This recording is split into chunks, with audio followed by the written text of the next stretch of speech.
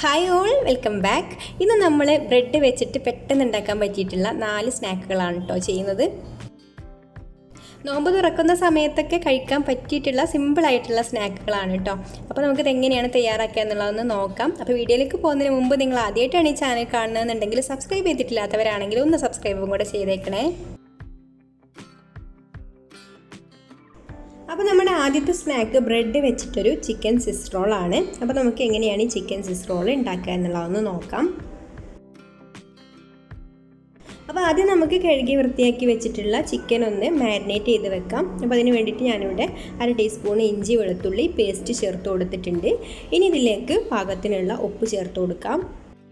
ഇനി നമുക്കിതിലേക്ക് 1/2 ടീസ്പൂണ് മഞ്ഞൾപ്പൊടിയും 1 ടീസ്പൂണ് മുളക് പൊടിയും പിന്നെ ഒരു 1/2 ടീസ്പൂണ് കുരുമുളക് പൊടിയും അതുപോലെ 1 ടേബിൾ സ്പൂണ് തൈരും കൂടെ ചേർത്ത് കൊടുത്തിട്ട് ഇത് നന്നായിട്ടൊന്ന് മിക്സ് ചെയ്തെടുക്കാം. ഇനി ചിക്കനിൽ മസാലയൊക്കെ പിടിക്കാൻ വേണ്ടിയിട്ട് ഒരു 30 മിനിറ്റ് റെസ്റ്റ് ചെയ്യാനായിട്ട് മാറ്റി വെക്കാം. ഇനി ഞാനിവിടെ ഇതുപോലെ ഒരു പാൻ അടുപ്പത്ത് വെച്ചിട്ടുണ്ട്. അതിലേക്ക് നമുക്ക് 1 ടേബിൾ സ്പൂണ് ഓയിൽ ഒഴിച്ചു കൊടുക്കാം.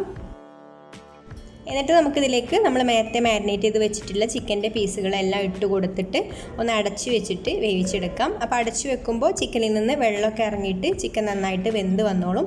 എന്നിട്ട് ചിക്കൻ വെന്തതിന് ശേഷം പിന്നെ ഹൈ ഫ്ലെയിമിലിട്ടിട്ട് ഒന്ന് ഡ്രൈ ആക്കി എടുത്താൽ മതി കേട്ടോ. വെള്ളമൊക്കെ ഒന്ന് വറ്റിച്ചിട്ട് ഇതുപോലെ ഒന്ന് ഡ്രൈ ആക്കി എടുക്കുക. ഇനി നമുക്ക് ചിക്കൻ്റെ പീസുകളെല്ലാം ഇതുപോലെ ഒന്ന് പിച്ചിട്ട് കൊടുക്കാം. ഇതുപോലെ ചെറിയ ഒന്ന് പീസാക്കി എടുത്താൽ മതി, അല്ലെങ്കിൽ ഒരു കട്ടിംഗ് ബോർഡിൽ വെച്ചിട്ട് ഒന്ന് ചെറുതായിട്ട് അരിഞ്ഞെടുത്താലും മതി. അപ്പോൾ ചിക്കൻ്റെ മുഴുവൻ പീസുകളും ഞാൻ ഇതുപോലെ ആക്കി എടുത്തിട്ടുണ്ട് കേട്ടോ. ഇനി നമുക്കൊരു ഓംലേറ്റ് തയ്യാറാക്കണം. അപ്പോൾ അതിന് വേണ്ടിയിട്ട് 2 മുട്ട ഒരു ബൗളിൽ പൊട്ടിച്ച് വെച്ചിട്ടുണ്ട്. അതിലേക്ക് അല്പം ഉപ്പും അല്പം കുരുമുളക് പൊടിയും കൂടെ ചേർത്ത് കൊടുത്തിട്ട് നന്നായിട്ടൊന്ന് ബീറ്റ് ചെയ്തെടുക്കാം. ഇനി പാൻ സ്റ്റൗവിൽ വെച്ചിട്ട് അതിലേക്ക് നമുക്ക് അല്പം ഓയിൽ ഒഴിച്ചു കൊടുക്കാം.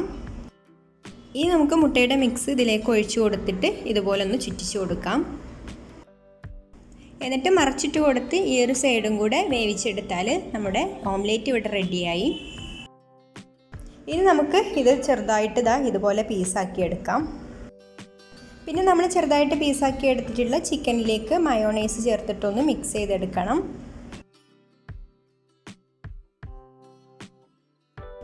അപ്പോൾ നമ്മുടെ സ്വിസ് റോളിലേക്ക് വേണ്ട ഫില്ലിംഗ് ഒക്കെ ഇവിടെ റെഡി ആയിട്ടുണ്ട്. ഇനി ഞാനിവിടെ ബ്രെഡിൻ്റെ സ്ലൈസ് എടുത്തിട്ടുണ്ട്. അതിൻ്റെ സൈഡൊക്കെ നമുക്ക് ഇതുപോലെ ഒന്ന് കട്ട് ചെയ്ത് മാറ്റാം.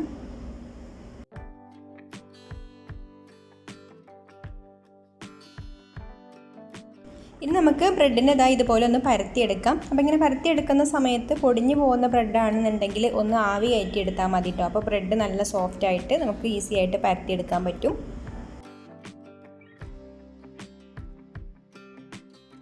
അപ്പോൾ ഞാനിവിടെ ഒരു 3 സ്ലൈസ് ബ്രെഡ് പീസ് ഇതുപോലെ പരത്തി എടുത്തിട്ടുണ്ട്. ഇനി നമുക്ക് ഒരു പീസിലേക്ക് ചിക്കനും മയോണൈസും കൂടെ മിക്സ് ചെയ്തിട്ടുള്ള ആ ഒരു മിക്സ് സ്പ്രെഡ് ചെയ്ത് കൊടുക്കാം.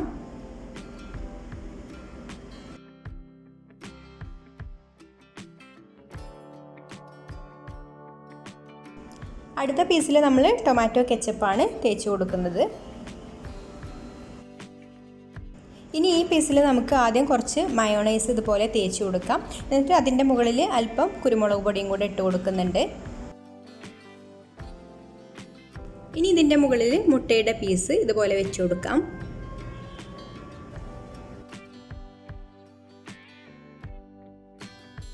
ഇനി നമുക്ക് ആദ്യം ഈ ചിക്കന് സ്പ്രെഡ് ചെയ്തെടുത്തിട്ടുള്ള ഈ ഒരു പീസ് ഇതുപോലെ റോൾ ചെയ്തെടുക്കാം.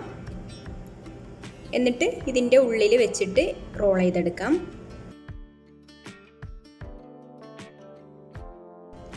ഇനി ലാസ്റ്റായിട്ട് നമുക്ക് ടൊമാറ്റോ കെച്ചപ്പ് സ്പ്രെഡ് ചെയ്തെടുത്തിട്ടുള്ള ബ്രെഡിൻ്റെ പീസ് ഇതിൻ്റെ ഉള്ളിൽ വെച്ചിട്ട് ഇതുപോലെ റോൾ ചെയ്തെടുത്തിട്ട് നമുക്കൊരു ബട്ടർ പേപ്പറിൽ പൊതിഞ്ഞ് വെക്കാം.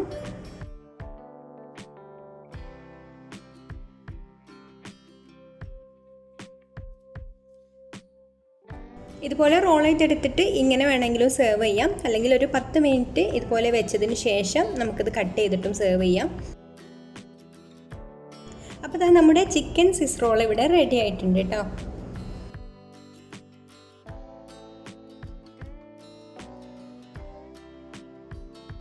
അപ്പോൾ നമുക്ക് ബ്രെഡ് വെച്ചിട്ടുള്ള അടുത്ത റെസിപ്പിയിലോട്ട് പോകാം. ഇത് വളരെ സിമ്പിൾ ആയിട്ടുള്ള ഒരു റെസിപ്പിയാണ് കേട്ടോ. അപ്പോൾ നമ്മളിവിടെ ഈ ഒരു സ്നാക്ക് ഉണ്ടാക്കാൻ വേണ്ടിയിട്ട് ബ്രെഡ് ഇതുപോലെ ഒന്ന് റൗണ്ടിൽ കട്ട് ചെയ്ത് വെച്ചിട്ടുണ്ട്. അപ്പോൾ ഇതുപോലൊരു അടപ്പ് എന്തെങ്കിലും വെച്ചിട്ട് കട്ട് ചെയ്തെടുത്താൽ മതി. അപ്പോൾ നിങ്ങൾക്ക് എത്രയാണോ വലിപ്പം വേണ്ടത്, ഷേപ്പ് വേണ്ടത്, അതിനനുസരിച്ചിട്ട് ഇതുപോലെ കട്ട് ചെയ്തെടുക്കുക. ഇനി നമുക്കിതിൽ ഫില്ല് ചെയ്യാൻ വേണ്ടിയിട്ട് ഒരു ഗ്രീൻ ചട്നി ഉണ്ടാക്കിയെടുക്കണം. അപ്പോൾ ഞാനിവിടെ മിക്സിയുടെ ചെറിയ ജാറിലേക്ക് അല്പം മല്ലിയിലയും അല്പം പുതിന ഇലയും ഇട്ട് കൊടുത്തിട്ടുണ്ട്. ഇനി ഇതുപോലെ ഒരു ചെറിയ കഷ്ണം ഇഞ്ചിയും 2 പച്ചമുളകും ഇട്ട് കൊടുക്കാം.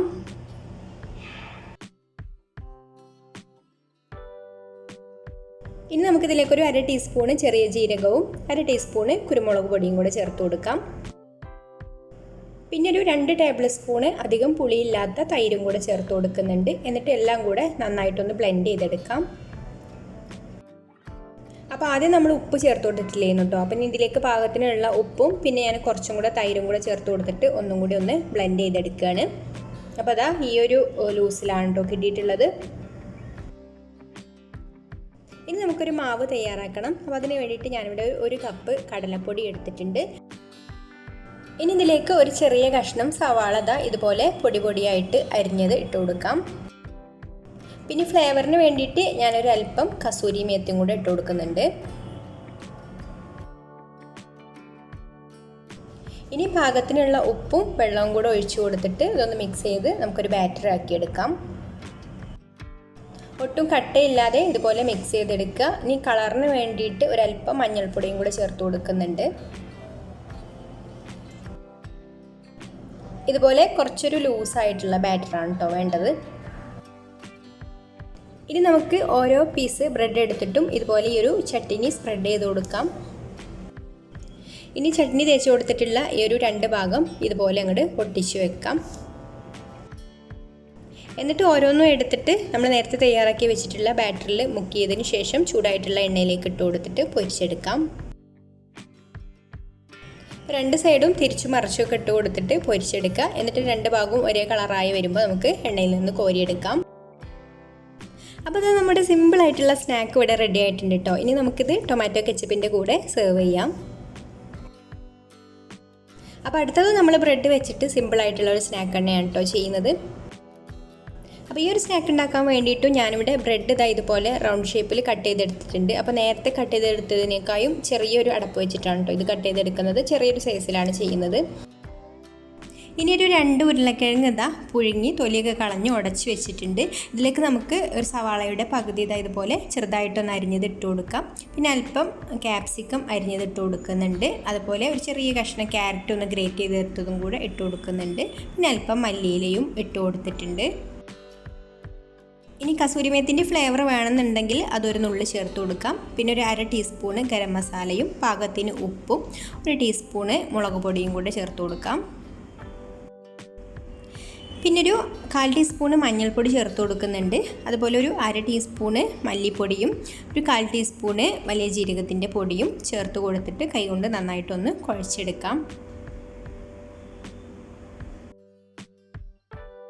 ഇപ്പോൾ ഇതിവിടെ ഞാൻ നന്നായിട്ട് കുഴച്ചെടുത്തിട്ടുണ്ട്. ഇനി നമ്മളിവിടെ ഒരു ബൗൾ എടുത്തിട്ടുണ്ട്. അതിലേക്കൊരു 1/4 കപ്പ് കോൺഫ്ലവറും 1/4 കപ്പ് മൈദയും ഇട്ട് കൊടുക്കാം. ഇതിലേക്ക് പാകത്തിന് ഉപ്പ് ചേർത്ത് കൊടുക്കാം. പിന്നെ പാകത്തിനുള്ള വെള്ളം കൂടെ ഒഴിച്ചു കൊടുത്തിട്ട് ഒട്ടും കട്ടയില്ലാതെ ഒന്ന് കലക്കിയെടുക്കണം. ബാറ്റർ അധികം ലൂസ് ആവരുത് കേട്ടോ. കുറച്ചൊരു തിക്കായിട്ട് ഈ ഒരു കൺസിസ്റ്റൻസിയിൽ കലക്കിയെടുക്കുക. ഇനി നമ്മൾ നേരത്തെ റെഡിയാക്കി വെച്ചിട്ടുള്ള ഉരുളക്കിഴങ്ങിൻ്റെ കൂട്ട് ഇതുപോലെ ഒരു ബോളാക്കി എടുത്തതിന് ശേഷം ഈ ഒരു ബ്രെഡിൻ്റെ മേലെ ഇതുപോലെ ഒന്ന് ഒട്ടിച്ചു കൊടുക്കുക കേട്ടോ. ഒന്ന് വെച്ചിട്ട് നല്ലൊരു ഷേപ്പാക്കി എടുക്കുക. അപ്പോൾ ഇതുപോലെ എല്ലാം അതും ആക്കിയെടുക്കാം.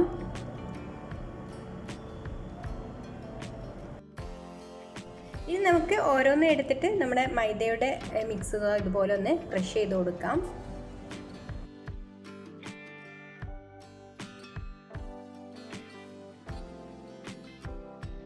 ഇനി ഞാനിവിടെ കുറച്ച് വൈറ്റ് എള്ള എടുത്തിട്ടുണ്ട്. അതും കൂടെ ഇതിൻ്റെ മുകളിലൊന്ന് ഇതുപോലെ വിതറി കൊടുക്കുന്നുണ്ട്.